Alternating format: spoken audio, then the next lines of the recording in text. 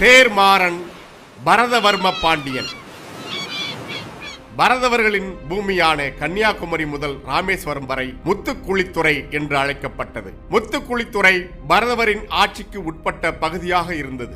7 கடல் துறை என்பது வேம்பாறு, வைப்பாறு, தூத்துக்குடி, புன்னைக்காயல், ஆலந்தலை, வீரபாண்டியன் பட்டினம், மணப்பாடு முதலிய ஊர்களை குறிக்கும். பண்டை காலம் முதல் தூத்துக்குடியில் வாழும் பரதவரின் முதன்மை தொழிலாக முத்து குளித்தல், சங்கு குளித்தல், கடல் வணிகம், மீன் பிடித்தல், உப்பு விளைவித்தல் ஆகியவை இருந்து வருகின்றன. பரதவர்கள் முந்தைய காலத்தில் மிகவும் வலிமை உடைய அரசவழி மரபினர்களாக இருந்தனர். இயேசு பிறப்பதற்கு முன்பே முத்துக்குளித்துறை மக்கள் உலக நாடுகள் பலவற்றோடு வணிக தொடர்பில் இருந்துள்ளனர்.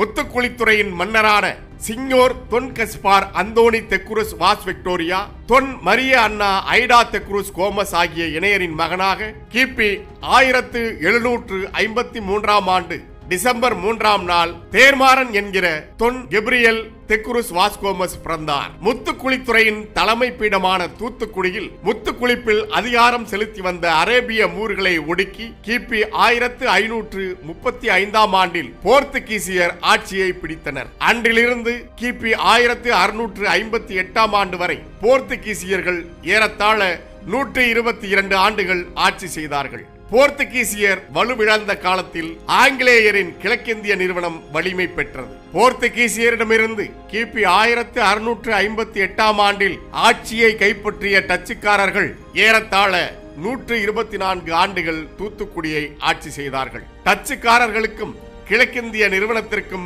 வர்த்தக போட்டி நிலவியது. முத்து குளித்துறையில் வணிகத்தில் கிடைக்கும் லாபத்தோடு முத்து குளிப்புக்காக பரதவர்களிடமிருந்து வரியாக கிடைக்கும் முத்தினால் அதிக வருவாய் கிட்டியதால் தூத்துக்குடியை கைப்பற்ற ஆங்கிலேயரின் கிழக்கிந்திய நிறுவனம் தக்கதொரு தருணத்தை எதிர்நோக்கி காத்திருந்தது. கிபி 1772 ஆண்டு தொன் கெபிரியல் மரிய அந்தோனியாவை திருமணம் செய்த போது அவர்களது திருமணத்தை முன்னிட்டு பனிமய மாதா கோயிலுக்கு மணமக்கள் பெயர் பொறித்த தங்கத்தினாலான நற்கரணை பாத்திரம் அன்பளிப்பாக வழங்கப்பட்டது. அது இன்றளவும் பனிமய மாதா திருவிழா நாளில் ஆயர் அவர்களால் பயன்படுத்தப்படுகிறது. திருமணத்துக்கு பிறகான 8ஆம் ஆண்டில் தந்தையார் சிங்யோர் தொன் கஸ்பார் அந்தோனி தெக்குருஸ் வாஸ் விக்டோரியாவின் இறப்புக்கு பிறகு கிபி 1779 ஆண்டு ஜூலை 10ஆம் நாள் தொன் கெப்ரியல் தெக்குருஸ் வாஸ்கோமஸ் பரதவர்ம பாண்டியன் முத்துக்குளித்துறையின் 16வது மன்னராக முடிசூட்டப்பட்டார். அவர் மன்னராக பொறுப்பேற்ற காலத்தில் தூத்துக்குடியை ஆட்சி செய்த டச்சுக்காரர்கள் அவர்கள் கிறிஸ்தவர்களாக இருந்த போதும் சுரூப வணக்கத்தையும் அன்னை மரியாள் பக்தியையும் வெறுக்கும் கால்வினிய மதத்தினர் என்பதால் டச்சு நிர்வாகம் கிறிஸ்தவ பரதவர்களை கால்வினிய மதத்திற்கு மாற்றுவதற்காக முத்துக்குளிப்பின் மீது கடுமையான கட்டுப்பாடுகளை விதித்து வரி வசூலித்தார்கள். இதனால் மனவேதனை அடைந்த தொன் கெப்ரியல் டச்சு நிர்வாகத்துடன் முரண்பட்டு தம்முடைய இருப்பிடத்தை தூத்துக்குடியில் இருந்து மணப்பாட்டுக்கு மாற்றிக்கொண்டார். இதுதான் தக்க தருணம் என்று ஆங்கிலேயரின் கிழக்கிந்திய நிறுவனம் தேர்மாறன் தொன் கெப்ரியல் தெக்குருஸ் உடன் போர் உடன்படிக்கை செய்து கொள்ள தூதனுப்பியது. முத்து குளித்தலில் மட்டுமல்லாது மத வழிபாட்டிலும் டச்சுக்காரர்கள் கடுமையாக தலையிட்டதால் கிழக்கிந்திய நிறுவனத்துடன் உடன்பட்டு போர் ஒப்பந்தம் செய்தார் தொன் கெப்ரியல். ஆங்கிலேயரின் படையுடன் தொன் கெப்ரியல் படையும் இணைந்து எதிர்த்து போரிட்டு கிபி 1782 ஆண்டில் டச்சு படையை வென்றார் தொன் கெப்ரியல். அதுவரை தூத்துக்குடியை 124 ஆண்டுகள் ஆட்சி செய்திருந்த டச்சுக்காரர்கள் வீழ்த்தப்பட்டு ஆட்சி நிர்வாகம் கிழக்கிந்திய நிறுவனத்தின் கீழ் வந்தது. கிபி 1782 இப்போரை முன்னின்று நடத்திய கிழக்கிந்திய நிறுவனத்தின் படைத்தளபதி கேப்டன் வீலர் தொன் கெப்ரியல் வாஸ்கோமஸுக்கு எழுதிய கடிதம் இதற்கு சான்றாக உள்ளது. கேப்டன் வீலர் கடிதம் மூலம் விடுத்த அழைப்பை ஏற்ற தொன் கெப்ரியல் மணப்பாட்டிலிருந்து மீண்டும் தூத்துக்குடிக்கு திரும்பினார். டச்சு நிர்வாகத்திடமிருந்து கைப்பற்றிய தொன் கெப்ரியலின் அரண்மனை உள்ளிட்ட அவரின் அசையா சொத்துக்கள் அனைத்தையும் கிழக்கிந்திய நிறுவனம் தொன் கெப்ரியல் வசம் ஒப்படைத்தது. தொடக்கத்தில் மன்னர் தொன் கெப்ரியலுக்கும் கிழக்கிந்திய நிறுவனத்திற்கும் எவ்வித முரண்பாடும் ஏற்படவில்லை. 10 ஆண்டுகள் கடந்த நிலையில் பாஞ்சாலங்குறிச்சி கட்டபொம்முடன் கொண்டிருந்த நட்பினால் தொன் கெப்ரியல் அவர்கள் கிழக்கிந்திய நிறுவனத்தையும் எதிர்க்க வேண்டிய நிலை ஏற்பட்டது. கட்டபொம்மு தூக்கிலிடப்பட்ட பிறகு ஊமைத்துறையை தூத்துக்குடிக்கு அருகே உள்ள பாண்டியன் தீவில் பாதுகாத்த தொன் கெப்ரியல் அவர்கள் அதனைத் தொடர்ந்து ஊமைத்துறை மற்றும் மருது பாண்டியர்களுடன் இணைந்து ஆங்கிலேயரை எதிர்த்து போராடினார். கிபி 1801 ஆண்டு காடல்குடியில் ஊமைத்துறை, திருநெல்வேலி நாகராஜ மணியக்கார பாளையக்காரர், ராமநாதபுரம் மயிலப்பன் சேர்வை ஆகியோருடன் நடந்த ரகசிய கூட்டத்தில் தொன் கெபிரியல் அவர்கள் புரட்சி படைக்கு ஆயுதங்களை வழங்கும் பொறுப்பினை ஏற்றுக்கொண்டு தனக்கு சொந்தமான கப்பலில் இலங்கையில் இருந்து ஆயுதங்களை கொண்டு வந்தார். மதுரை பல்கலைக்கழக வரலாற்று பேராசிரியர் திரு ராஜன் அவர்கள் தனது சவுத் இந்தியன் ரிபெலியன் என்ற நூலில் the Paravas the fisherman community led by the headman not only join the rebellion but supplied guns and gunpowder for the promotion of the freedom struggle, அதாவது பரதவ குல தலைவரால் வழிநடத்தப்பட்ட பரதவர் எனும் மீனவர் சமுதாயம் விடுதலை கிளர்ச்சியில் ஈடுபட்டது மட்டுமின்றி துப்பாக்கிகளும் வெடிமருந்துகளும் கொடுத்து உதவி பெருமளவில் புரட்சிக்கு உதவினர் என்று குறிப்பிட்டுள்ளார். தொன் கெபிரியல் தெக்குருசின் அவைப்புலவரான சேவியர் ஹென்றி லயோனும் தூத்துக்குடியின் அடப்பனாரும் தஞ்சை மற்றும் யாழ்ப்பாணம் உள்ளிட்ட இடங்களுக்கு சென்று புரட்சி படைக்கு வீரர்களை திரட்டினார்கள். கிபி 1801 ஆண்டு இலங்கையில் இருந்து கடல் வழியே தூத்துக்குடிக்கு வெடிமருந்து மற்றும் ஆயுதங்களை கொண்டு வந்த தொன் கெபிரியல் அவற்றை ஊமைத்துறையிடம் ஒப்படைத்தார். அந்த வெடிமருந்துகளை கொண்டு ஆயுதங்கள் தயாரித்த ஊமைத்துறை மற்றும் மருது பாண்டியர்கள் தலைமையிலான படை ஆங்கிலேய படைகளை எதிர்த்து கடுமையாக போரிட்டார்கள். முதல் கட்ட போரில் புரட்சி படையினர் ஆங்கிலேயர்களை தோல்வியுற செய்தார்கள். தொடர்ந்து நடந்த இரண்டாம் கட்ட போரில் பெரும் படையுடன் வந்த ஆங்கிலேயர்களிடம் புரட்சி படை தோல்வியை தழுவியது.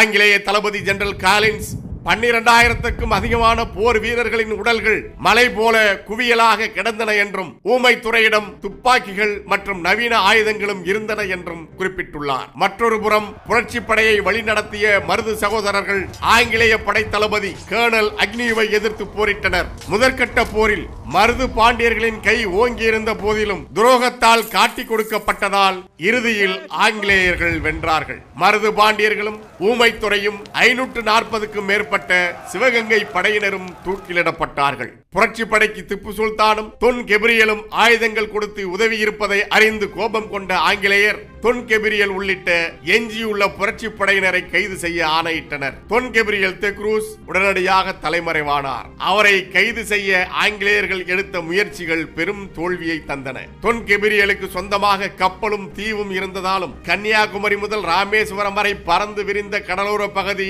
அவரது கட்டுப்பாட்டுக்குள் இருந்ததாலும் ஆங்கிலேய அதிகாரிகளால் முத்துக்குளித்துறை மன்னரை இறுதி வரை கைது செய்ய முடியவில்லை.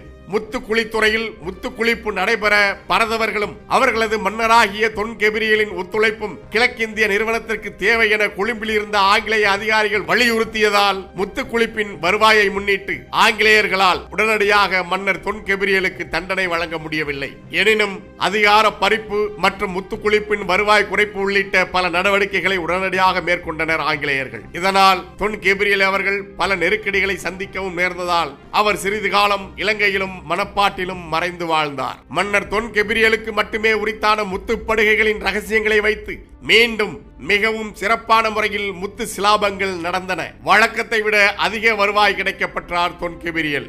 ஆங்கிலேயருக்கு எதிரான போரில் புரட்சி படையினர் பலர் கொல்லப்பட்ட நிலையில் தாம் உயிர் பிழைத்ததும் மீண்டும் தனக்கு அதிக வருவாய் கிடைத்ததும் பனிமய மாதாவின் அருளால் நிகழ்ந்ததாக நம்பிய தொன் கெபிரியல் அவர்கள் அதற்கு நன்றி செலுத்தும் விதமாக பனிமய மாதா சுரூபம் தூத்துக்குடிக்கு வந்தடைந்த 250ஆம் ஆண்டை முன்னிட்டு தங்கத்தேர் ஒன்றினை செய்து கொடுக்க முடிவெடுத்து தேர் செய்து தரும் பணியை தச்சுக்கலை வல்லுநரும் சித்திர வேலைப்பாடுகளில் கை தேர்ந்தவருமான நேவிஸ் பொன்சேகோ என்பவரிடம் ஒப்படைத்தார். தங்கத்தேர் செய்யும் பணிக்கு கேரளாவில் இருந்தும் இலங்கையில் இருந்தும் நூற்றுக்கணக்கானவர்கள் வரவழைக்கப்பட்டனர். கிபி 1804ஆம் ஆண்டு ஜனவரியில் தொடங்கப்பட்ட தேர் செய்யும் பணி நிறைவுற்று கிபி 1806ஆம் ஆண்டு பிப்ரவரி மாதம் 2ஆம் நாள் முத்து நகரில் முதலாக தங்கத்தேர் உலா வந்தது. பரதர் மாதா என்று அழைக்கப்பட்ட பனிமய மாதாவுக்கு பொன்னுலகில் இருந்து இறங்கியதா என வியக்கும் அளவுக்கு சித்திர தேரை செய்வித்து வடம் தொட்டு கொடுக்கும் பாக்கியத்தை பேணியதற்காகவும் 16வது குல அதிபதியான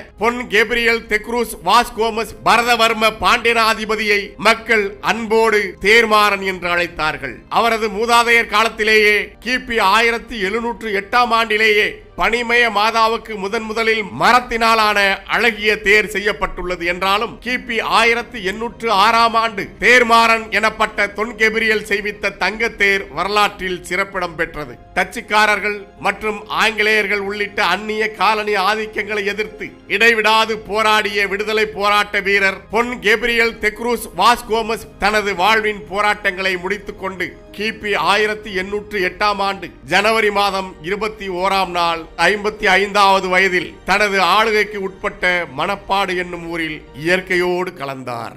பரதவர் குல அதிபதி, விடுதலை போராட்ட வீரர், தேர்மாறன் என்று மக்களால் அன்போடு அழைக்கப்பட்ட தொன் கெபிரியல் தெக்ரூஸ் வாஸ்கோமஸ் பரதவர்ம பாண்டியன் அவர்களுக்கு நாம் தமிழர் கட்சி தனது புகழ் வணக்கத்தை செலுத்துகிறது. இனம் ஒன்றாவோம், இலக்கை வென்றாவோம். இலக்கு ஒன்றுதான், இனத்தின் விடுதலை. தமிழ்தாய் வாழ்க, தலைவர் பிரபாகரன் வாழ்க. நாம் தமிழர்.